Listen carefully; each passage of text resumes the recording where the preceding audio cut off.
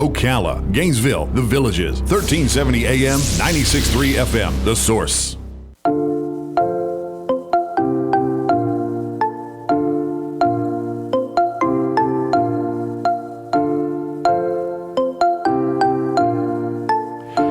All right, 5 minutes after 10 o'clock, nice-looking Friday. Some bad weather today around the state. I don't think we're going to get as much bad weather as some other parts, but looks like we will have our share. Oh my gosh, we are going to talk about a lady we all love. In the studio for Ocala Magazine Radio, Philip Glassman and Jesse Miller. Good morning to both of you. How are you? How are you? Good. And let's see, Melody Murphy, how you doing? Good, how are you? We went to see you, by the way. You were awesome. I know, I learned from you. That I did my job then. About the lady, what was her name again? Henrietta Leavitt. Leavitt. I tried to remember her last name, yes. Light years, right? Yes. Oh my gosh, you were awesome, by the way. It didn't even look like you. Thank you. I did. And Chris Jury, you are an amazing guy, too. Good to see you. Good to see you both. So, Philip, this is, we're going to talk about a lady we love, Mary Britt. Yeah, we're talking about the Ocala Civic Theater and what Mary has done there from the origination of 31 years until now, and then also the celebration of her life that will be coming up in the future. It's an undisclosed time as of yet, but it is coming up in the future. Is that right? And wow. Chris here is the interim executive director. I saw that somewhere, yeah. Shepherding the Ocala Civic Theater into the future. Well, I was glad to see that, first of all, because Mary did such a great job, hard shoes to fill, and there's nobody better than you. Do you think it'll be more than interim? No, I won't. And I have a colleague, Katrina Plouffe, who is going to take over for me at the end of the month. All right. But when we knew Mary wasn't well, Mary and I talked about it, and she asked me to come to help her out, and I jumped at the opportunity. I would do anything for her. She intentionally kept it a secret from us? Yes, she was a very private person. Mm-hmm. Absolutely.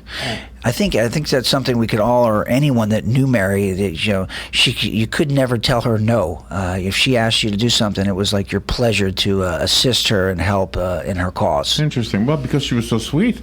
I mean, she was an amazing lady. She was fun to have in the studio. Regarding that secret thing, I think I had spoken with her about it, and she really just wanted to keep positivity forefront, and that kind of thing can get in the way.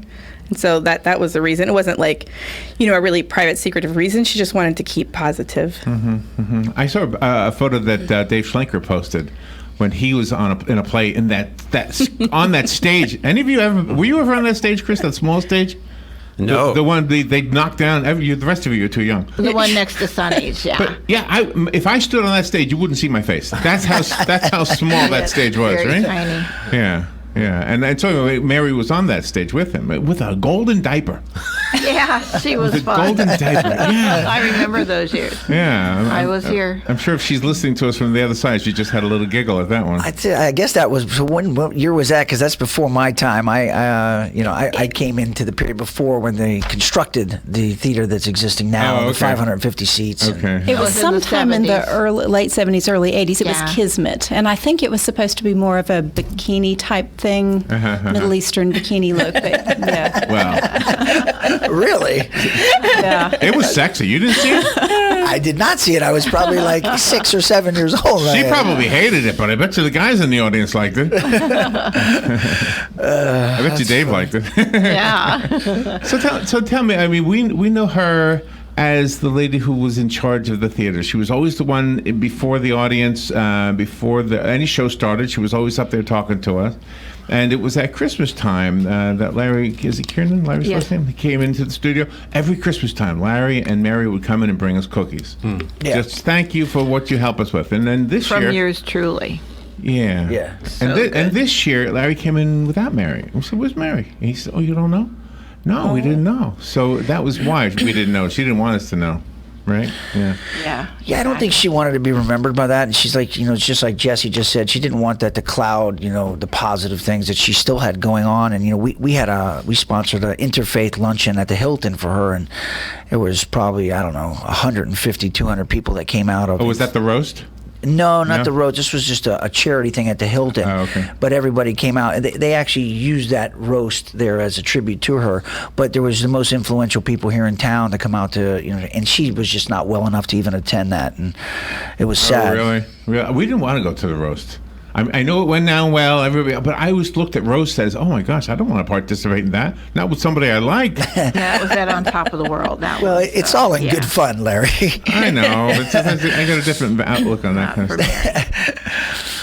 Yeah. How many of you want to share some stories when you first met Mary? I would love to hear some of them. I want to hear Philip's story. So Philip used to be an actor out in Hollywood. He's done a lot of semi-big things. He's worked with the biggest people. Really? But and then his story is he came back here and one of the most fulfilling acting jobs he'd ever had was with Mary at the Ocala Civic Theater. Mm-hmm. Wow. Yeah, she reached out to me and she said, I heard that you're back in town, and because we had did some charity stuff before, and she said, you're back in town, and I'd like you to come out and audition for a play. And I just came back and was focusing on real estate at that time. So, but again, I could never tell her no for anything. So I went out, I auditioned, and I got the lead in the Last Night at Ballyhoo. It came out around the Thanksgiving time. And what year was that? I was probably maybe 2002, I would say, something like that. And there was, being the lead in that play, there was 19 shows that we did, and it was, a whole composite book full of lines. And I had been doing movies and, television and soaps, which is, it's kind of, you're in and out. It's not like really working. So you're like Joey from Friends. Actually, I know I was like Joe Farkas, the mattress salesman. Actually, but that work, and I had to work so hard to get those lines down and make sure we hit the beats and do the things that we had to do there. And she supported me and has helped me and put the extra time in at the theater, and we got rave reviews there from the critics and so on. But it was and I said that before I came in here. That experience at the Ocala Civic Theater with Mary Britt that she got me involved in was the most rewarding acting I've ever done, even more than being directed by Steven Spielberg or having speaking parts with Tom Cruise, because the energy of the people in the theater, and it's just a great theater in general. Wow, I didn't know those things about you, and I love what you're saying about you working with Mary. I mean, it's a double whammy with what you're saying right now. It was a blessing, and I think everyone in this community, anyone that is theatrics or that is in that kind of that circle, she was the spearhead of that whole entity here in Marion County. I shook hands with Captain Kangaroo. Does that impress you at all? I used to watch Captain Kangaroo when I was like 6, I think. So yeah, if I were to go back, I don't remember the first time, but I have some photos of Mary in the old studio. She looks like a little girl. That's how young she looked. So, yeah. And in fact, I found one not too long ago, not realizing she was sick. I was going to bring it to her, so yeah, I'll have to send it to you guys. Are you putting something together now that maybe you could use an old photo for? Yeah, that'd be great. Yeah? Yeah, we'd love it. Okay. Yeah, I think so. It would be great. My mom is actually the one who originally, because my mom was head of the foundation for the college, Central Florida Community College, and that was actually when I was younger. That's how I actually first met Mary, was from my mom.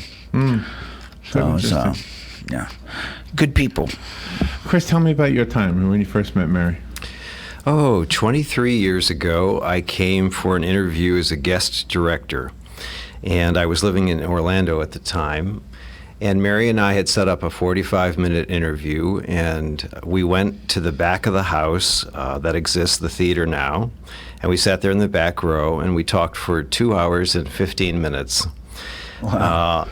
We just hit it off from the beginning, and eventually we got to the interview, but we were talking about all kinds of things. We were talking about our mutual love for the theater and shows, our favorite shows, and I was so captured by how dynamic she was. Her energy was just incredible.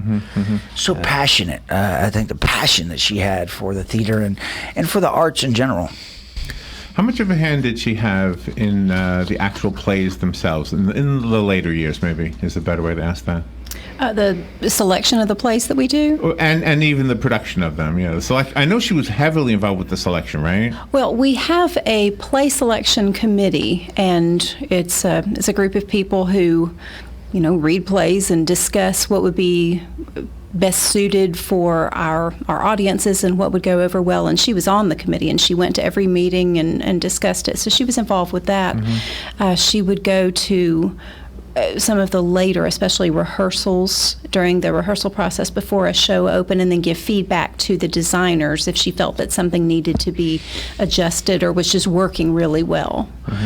In my experience, she was in every aspect of that theater. It wasn't just like, oh, she was the head and these other people. She was keeping an eye on every aspect as it transitioned from the beginning all the way through, and bringing those directors. There's some of these directors that she would bring, and specifically the one that I worked with that was out of Sarasota was amazing.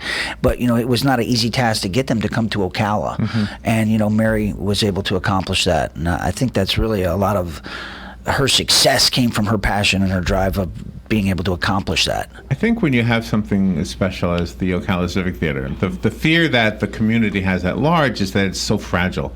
It could go away so quickly, so we want to support it.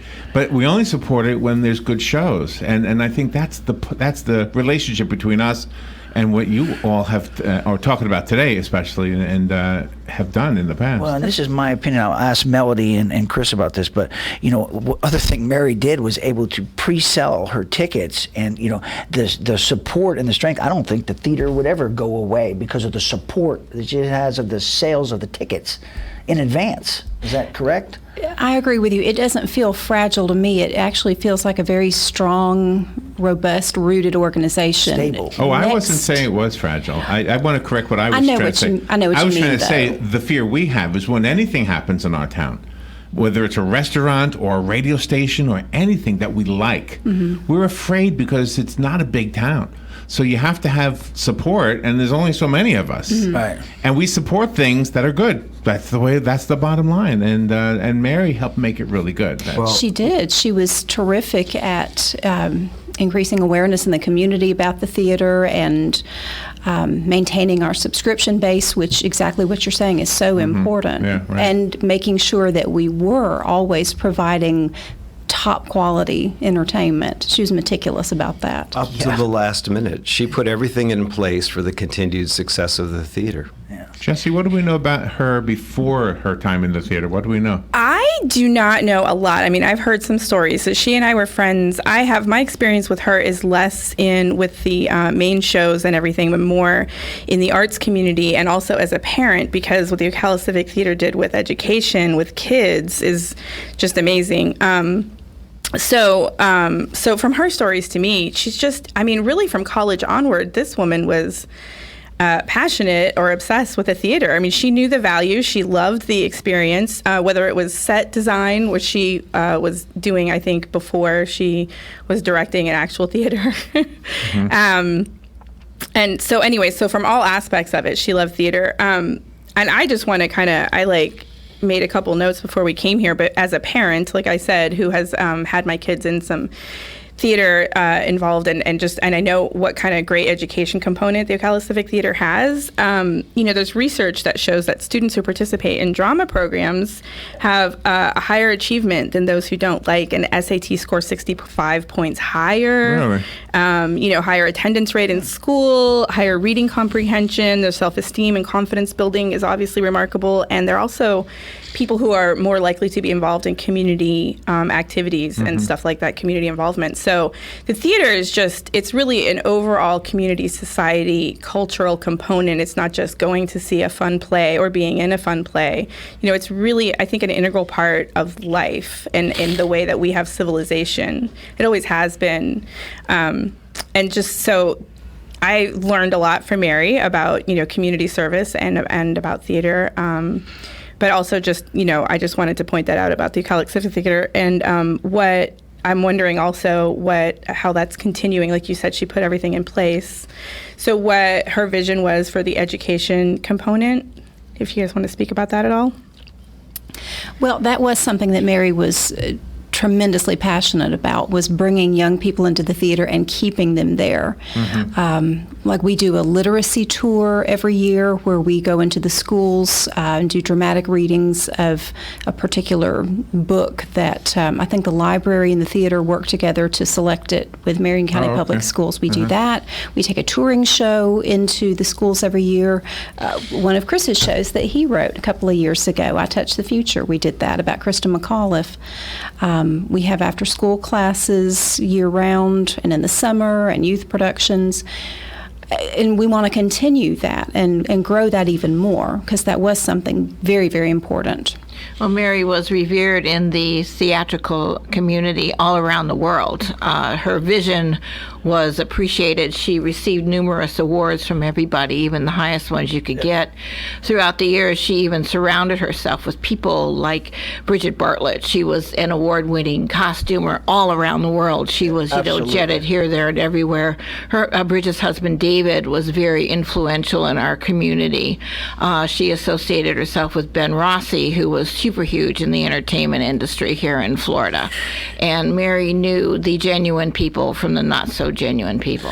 Absolutely. She was also the first ever recipient of the MCA, the Lifetime Achievement Award, for her contribution to the arts of Marion County, which is, that's about as high as you can get. Yeah. In the industry. Robin just brought up Bridget. And I remember Mary came in when Bridget passed away.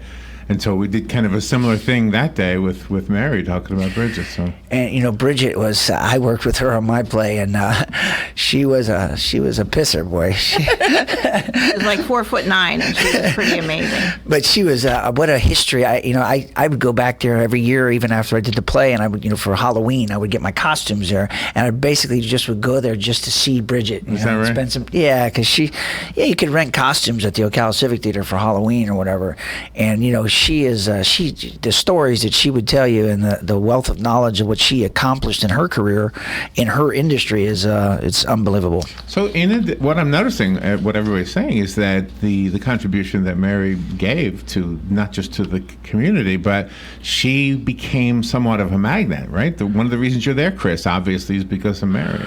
I'm guessing that's true for everybody, right? Yeah, she was a driving force. Yeah.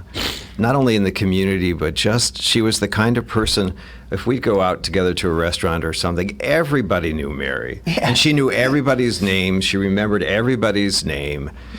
Thousands and thousands of people. But what Robin was saying was true, like all across the country. She was affiliated with other theaters.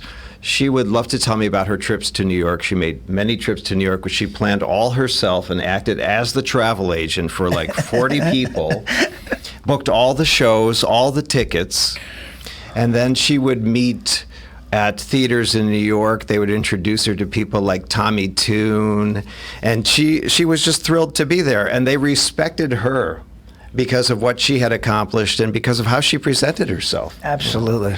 Yeah. A lot of people didn't know that she started out in October of 1981 as a volunteer for the theater. Wow. And then, obviously went to where she went. But it's very interesting to find that someone could come into a theater, in its infancy, in the 80s and be a volunteer and then take it to this beautiful facility. And the Ocala Civic Theater is one of the nicest stage theater, 550 seats that I've seen in my career. And, I've been to New York and all over. It's just a first-class facility. Tell me what role she played in that, in switching over to the building it's in now. She was the whole role. She was everything. Absolutely. Without Mary Britt, the Ocala Civic Theater would not be erected and be there today. Wow. And any stories about that? Did she have... Were there money? I can tell you, she raised a lot of capital. Yeah. She was the spearhead of raising capital. I remember that as I was younger at that time, but she had no problem, and she was great, and people wanted to put money behind her because they knew that she was going to do something that was going to be great. And can we talk about her personal life? I don't know anything about it. Was she married? Did she have children? No. You were asking before about her earlier life. She was a Florida native, one of the rare few of us. She grew up in Jacksonville, and she had gone to college up there, went to the University of Florida. Her degree, I believe, was in photography. And she worked for Signature Brands for some time, and that's where she was working when she got involved in the theater, which actually had been around since 1950. So it was 30 years in when she came on. But it was small, but she really helped it grow to become what it is now and the present facility and so on. But yeah, the theater was her family. It really was. And she was so kind to us. She, I think it was the day before she died, or at least the day before I found out she died, she liked one of my posts on Facebook. Yeah.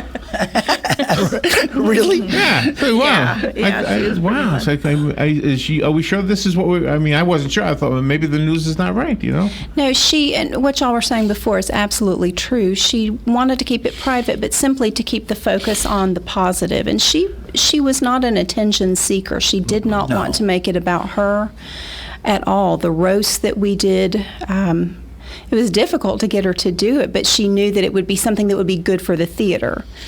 But she just didn't need that kind of attention. I didn't want to roast Mary. It was a kind roast. It was a very kind. It was not a roast. But I saw and she enjoyed it. And that's on YouTube under Mary Britt. You can see really? that. Yeah, it's a very kind, great video. I saw the lady who played Maud, B. Arthur. Oh my gosh, they were so nasty to her. Yeah. Oh my gosh, I didn't want to be a part of something like that. And Chris, all of these years, you still maintain the integrity for the talent from the Civic Theater. You always make sure that everybody is perfect for the roles that you cast them in, and everyone is top notch, from children all the way up to the seasoned actors and the directors that come on board. Absolutely. As Nick said, Mary really had an eye for hiring the right people, and I have no problem saying that, and surrounding herself with the right people to make things as great as they are. Her goal was always to be outstanding, and her saying, right till the end was, good enough is not good enough. It needs to be outstanding. And that's what she strived for. Oh, I like that. I love that. Yeah. That should be on a T-shirt or She was a great leader, and I loved working with her because when I was working, she would come in and sit and watch, and if she, had anything to offer, she would do that. But I felt like, not as a boss, but as a creative peer, I felt like she was a collaborator for me. Phil, do you have something planned for the magazine? Yes, we do. For the next issue, we've got a kind of a tribute to Mary Britt and the theater, and we kind of wanted to do that. We felt that was a no-brainer, right. And we were going to cover that. I wanted to just ask Chris, and it's just something. I interested question for myself. What was Mary's vision for the future for Ocala Civic Theater? Or some things that you can talk about to tell us about where you see that in 10 years?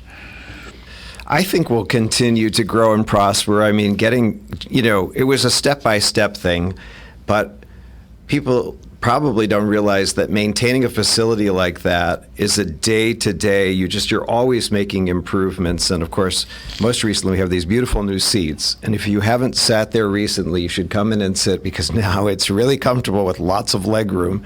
It's a huge improvement. But the plans for the future include not only expanding the theater to perhaps having another house and space to play, but also the education department. We have a really growing and prospering education department that's very far-reaching into many counties, actually, in the area.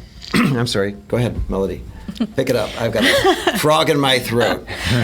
He's absolutely correct. We want to keep doing what we're doing, but more and better, and just make sure that we never relax the quality standards that Mary had for us. And I can vouch for that. I knew her for 26 years, first as a volunteer, and then I've worked at the theater for 10 years, and I was her assistant for the past 7 years, and I worked on the other side of the wall from her. And she was always striving for the very best in everything that we could do, and she was passionate and dedicated and hardworking. And if we can just maintain that spirit, which I think our whole staff and volunteer base has, we're going to be in great shape. I think presently she has the best staff she's ever had, and all the time she had been there, and that was part of the legacy she left us. She just kept putting all the parts in place to move forward right up to this point. It must have made her feel good, though, to know that she had that in place before she passed on, because I know that was probably her biggest concern, as how is the theater going to move forward after she goes. Absolutely, yeah. This is not something I can say about a lot of people, but I really feel like she handled her passing and knowing that it was coming, she handled it with such class. I've never known anyone. I mean, she reached out to people individually and stayed positive and let people know, and then, you know, and just went through what she needed to go through and set up the theater, which was her family, like she said, which was everything to her, and just, you know, and then at some point she kind of stopped showing up for things, but we knew what that meant, you know, and then it happened, and I've just never seen anyone do that so gracefully. Yeah, absolutely. Yeah, I was so excited when Carla at Interfaith had asked me to come. We're going to do a tribute to Mary Britt as a surprise. So I was so excited to see Mary because I haven't seen her in a while. And when I went there and she didn't come, I was like, I got deflated. Yeah. Phil, thank you again for another great show. Good to see all of you. Chris, Melody, and Jesse, thank you for coming in today. And Mary, if you're out there somewhere, thank you for what you've given us. We love you. We love you, exactly. Yeah, Mary. Thank you, Larry, for having us. We'll be right back.